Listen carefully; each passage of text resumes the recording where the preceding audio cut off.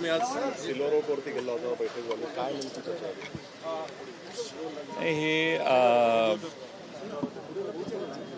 निवडणुका झाल्यानंतर ते उद्धवजी आणि पवारसाहेबांची भेट अशी फारशी झालेली नव्हती. त्या निमित्तानं भेट करण्यासाठी ते आले होते. काही चर्चा झाली असते ना, पुढची कशी रणनीती ठेवायची? जनरल चर्चा झाल्या, अशी काही स्पेसिफिक चर्चा नाही झाल्या. आणि बाकी संजय राऊत यांनी सांगितलंच असेल तुम्हाला काय आहे ते. महाविकास आघाडीच्या भवितव्यासाठी बैठक होती अशा प्रकारची माहिती मिळते. त्यातली काही चर्चा झाली तशी आमची. काय आठवड्यात काही बैठक होणार आहे का? पवारसाहेब म्हटले होते की लवकरात नाही, लावली जाईल. शेवटी तिन्ही पक्षाचे विधानसभेचे सदस्य, विधान परिषदेचे सदस्य यांना घेऊन भविष्य काळात योग्य वेळी बैठक होईल. सगळ्यांच्या तारखा बघून काँग्रेस पक्षाशी बोलायचं अजून त्यांच्याशी सगळ्यांशी एकत्रित एक बैठक काहीतरी होईल. पण काय त्याची अर्जन्सी लगेच नाही आहे. 10-12 दिवसात काहीतरी होईल.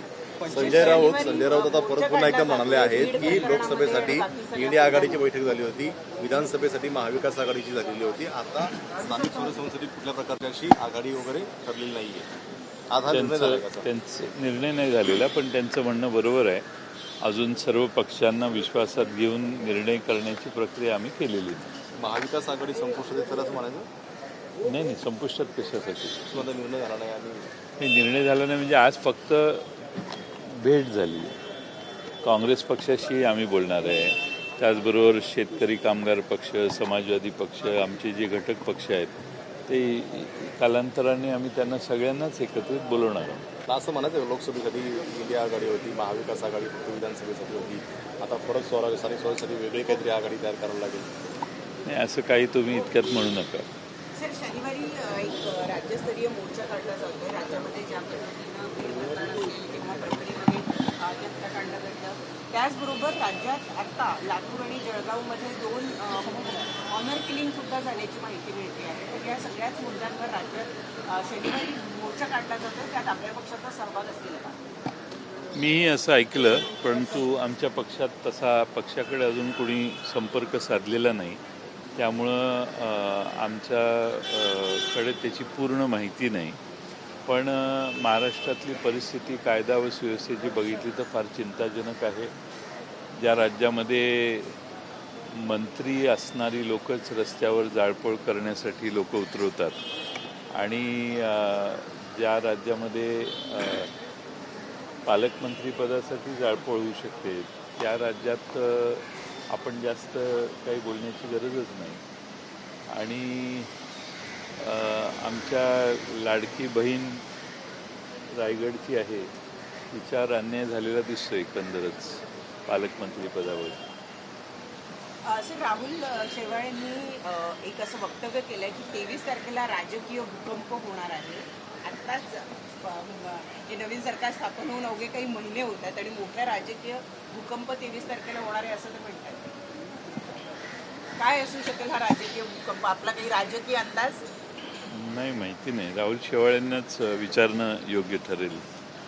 त्याचं विश्लेषण, त्याची माहिती माझ्याकडे नाही माहिती. राहुल शेवाळे की 23 तारखेला शिवसेना आणि काँग्रेसचे अनेक आमदार जे आहेत ते आमच्याकडे प्रवेश करणार आहेत. ठीक आहे, आता 237 पलीकडे आहेत, अजून 5-50 तिकडे गेले तर 288च्या जवळ जाण्याचा प्रयत्न होईल. याच्यापेक्षा काही फरक पडला नाही. काय फरक आहे? 237च्या अधिक काही, त्याच्यापेक्षा जास्त काही नाही. त्यामुळं त्याला काही स्फोट होणार आहे किंवा भूकंप होणार आहे असं नाही. आता महाराष्ट्रातल्या जनतेलाही सवय झालेली आहे. कोणी कुठं गेलं तर जनताही फार त्याच्याबद्दल तीव्र आक्षेप घ्यायचं जनतेनेही थांबवलेलं दिसतं एकंदर. विजय वडेट्टीवार आणि संजय राऊत यांनी जे उदय सामंत आहे त्यांच्यावरून एक टोला आणलेला आहे की एक नवीन उदय जो आहे तो महायुतीमध्ये होणार आहे. कदाचित त्या भूकंपाबद्दल तर ते बोलत नाही आहेत. उदय सामंतांना जे महत्त्व दिलं जात आहे जास्त, त्या संदर्भात ही टीका आहे की शिंदेची गरज उरलेली नाही. माहीत नाही. आता संजय राऊत यांच्याकडे फार तपशिलात बातम्या असतात, माहिती असते आणि त्यांच्याकडं वेगवेगळ्या माध्यमातून माहिती येत असते. त्यामुळं ते जे बोलतात ते कालांतराने खरं ठरतं असा आतापर्यंतचा अनुभव आहे. एकनाथ शिंदे सर, कडे बदलापूर गेलेले, त्यामुळे प्रकरणामध्ये- पुन्हा एकदा एकनाथ शिंदे नाराज झाले अशी चर्चा आहे सर. ते नाराज मी झाले की आता- दरेगावला जातात. नाही, ते पौर्णिमेला आणि अमावस्येला दरेगावला जातात. तुम्ही मार्क करा, टायमिंग मार्क करा, आणि त्यांच्या स्वतःच्या गावात ते जातात. त्यामुळे त्यांच्या स्वतःच्या गावात गेले की नाराज आहेत असं म्हणणं काही आवश्यक आहे असं मला वाटत नाही. सर, बदलापूर बलात्कार अक्षय प्रकरणामध्ये शिंदे. अक्षय शिंदेचं एन्काउंटर केलं होतं. आता कुठेतरी कोर्टामध्ये फेक आहे अशा प्रकारचं जे आहे ते समोर स्पष्ट करत आहे. 100% ते फेक असणारच आहे, आणि कोर्टानेही आता त्याच्यावर कोर्टासमोर ही सगळी माहिती आलेली आहे. आणि त्या शाळेच्या मालकाला वाचवण्यासाठी कदाचित मालकाची अनेक कृत्य असतील की जी लपवण्याची गरज असेल, आणि त्या गोष्टी सगळ्या या अक्षय शिंदेला माहीत असतील, म्हणून अक्षय शिंदेचा शेवट करण्यात आला का अशी शंका येते. त्यामुळं या सरकारने नेमलेल्या चौकशी देखील फार तपशिलात जाऊन चौकशी होते असा आमचा अनुभव नाही. SIT स्थापन होते, बऱ्याच गोष्टी होतात, पण सरकारला जेवढं पाहिजे असतं तेवढंच लोकांच्या समोर येतं. सर हिंदी में आता तो अक्षय, तो सैफ अलीला मारणारा म्हणे बांगलादेशी नागरिक आहे. आता बांगलादेशी नागरिक घरात घुसला, कुठल्या मार्गाने घरात घुसला, त्याला आत प्रवेश कोणी दिला, आणि तो तिथं सापडला. एवढे पोलीस कार्यक्षम असतील तर मला पोलिसांचं अभिनंदन केलं पाहिजे. तो कुठं गेला होता आणि त्याला ट्रेस कसा लावला, या सगळ्याचा तपशील, जो स्टोरी जी बाहेर येते आहे. आता शेवटी पोलीस जे सांगतात त्याच्यावर विश्वास ठेवण्याशिवाय जनतेलाही दुसरा पर्याय अलीकडे राहिलेला नाही. पडळकरांनी तुमच्यावरती टीका केली. ते म्हणतात की यांच्या गावामध्ये गोट्यांपर्यंत जाण्यासाठी सिमेंटचे रस्ते आहेत, परंतु आमच्या गावामध्ये साधारण रस्ता देखील नाही, अशा प्रकारे तुमच्यावरती टीका केली. म्हणजे आराराबांचा मुलगा आमदार झाला म्हणून तुम्हाला दुःख होतं की तुमचा मुलगा आमदार नाही झाला. दुसरं काय विचारायचं नसेल तर मग हिंदी में जाना। चुनाव के बाद पहली बार ऐसा हुआ कि उद्धव ठाकरे और पवार साहब उनकी मुलाकात हुई, किन किन बातों पर चर्चा हुई? हाँ? चुनाव के बाद पहली बार ऐसा हुआ कि पवार साहब और उद्धव ठाकरे की एक जगह मुलाकात हुई, कौन कौन सी बातों पर चर्चा हुई? ये हमारी महाविकास आघाड़ी के बारे में चर्चा हुई। कांग्रेस के नेताओं की आज उपस्थिति नहीं थी, क्योंकि उद्धव जी और पवार साहब की बातचीत हुई और वो मिलना चाहते थे। मैं भी उसी वक्त वहाँ गया था, मुझे भी उस मीटिंग के लिए नहीं बुलाया गया था, मैं भी पवार साहब को मिलने को ही गया था। और कांग्रेस को लेके और एक बार आने वाले दिनों में बैठक ज़रूर होगी। क्या लोकल बॉडी चुनाव को लेकर कुछ चर्चा हुई है? गठबंधन साथ में रहेगा नहीं रहेगा, इस तरह की बातें चल रही थी? नहीं, लोकल बॉडी चुनाव के बारे में चर्चा हुई, गठबंधन के बारे में चर्चा नहीं हुई। हमारा महाराष्ट्र में जो गठबंधन विधानसभा में हुआ था वो लोकसभा में भी था, और कांग्रेस का इसमें क्या व्यू है ये अभी तक हमने समझा नहीं है। मुझे लगता है कांग्रेस से बातचीत करने के बाद इसके ऊपर बोलना ठीक रहेगा। सर, आप साहब खुद ये कह रहे थे कि सबको मिलके बैठना चाहिए, अभी चुनाव भी पाइपलाइन में है, बराबर तो ये है। प्रोसेस कब तक मतलब आगे? जल्द से जल्द होगी, 10-15 दिन में होने की आवश्यकता है और हो जाएगी। सर, आपने एक सवाल उठाया जो सैफ अली खान पे जिसने हमला किया था, पुलिस के ऊपर सवाल उठाए, क्या कहना चाहते हैं? नहीं, अभी देखो, वो सैफ अली खान को जिसने अटैक किया था वो उस घर में क्यों आया था, उसका कनेक्शन क्या था, वो किस तरह से अंदर घुसा, मेन डोर से घुसा या खिड़की तोड़ के घुसा, इसके ऊपर कोई कुछ ज़्यादा बातचीत नहीं हो रही है। और वो जहाँ पे गया है वो वहाँ तक पुलिस जाके ढूंढ के लाई। ये जो पुलिस की स्टोरी सामने आ रही है, कभी कभी लगता है कि अब ये पुलिस की स्टोरी के ऊपर विश्वास रखना से दूसरा कोई ऑप्शन अपने पास नहीं है।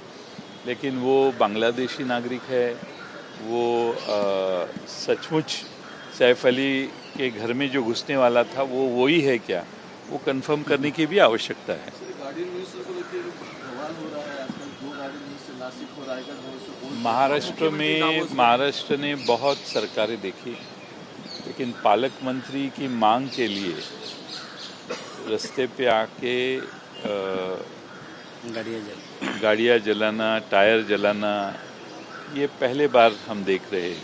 मैं समझता हूँ कि लोग अस्वस्थ हैं और लोग उनकी मांग के लिए कुछ आंदोलन करते हैं, लेकिन इस राज्य में महाराष्ट्र में मंत्री भी अस्वस्थ होने लगे हैं और वो भी आंदोलन कर रहे हैं। लाडली बहना एक महाराष्ट्र में योजना है, वो जो अदिति तटकरे है वो लाडली बहना योजना की मंत्री है, और रायगढ़ में अभी लाडली बहना योजना जिन्होंने पूरे महाराष्ट्र में इम्प्लीमेंट की, उस लाडली बहना पे ही अन्याय होने की पॉसिबिलिटी अभी हमें दिख रही है। तो सरकार 237 लोगों के सपोर्ट से जो फुल मेजॉरिटी में है, उस मेजॉरिटी का उपयोग महाराष्ट्र के विकास के लिए हो नहीं रहा, लेकिन हमारे महाराष्ट्र के मंत्री ही अगर ऐसे बर्ताव करते हैं तो ये बहुत चिंता की परिस्थिति है। सर, राहुल शेवालिया ने जिस तरीके से कहा है कि 23 तारीख को एक बहुत बड़ा जो है राजनीति में भूकंप आने वाला है, किस तरीके से देखेंगे सर? क्या है विजय सामंत को लेकर है, क्योंकि उनका नाम काफ़ी ज़्यादा बढ़ चुका है? मालूम नहीं मुझे क्या है, किस रेफरेंस टू कॉन्टेक्स्ट से उन्होंने बात की है, क्या रेफरेंस है मुझे मालूम नहीं।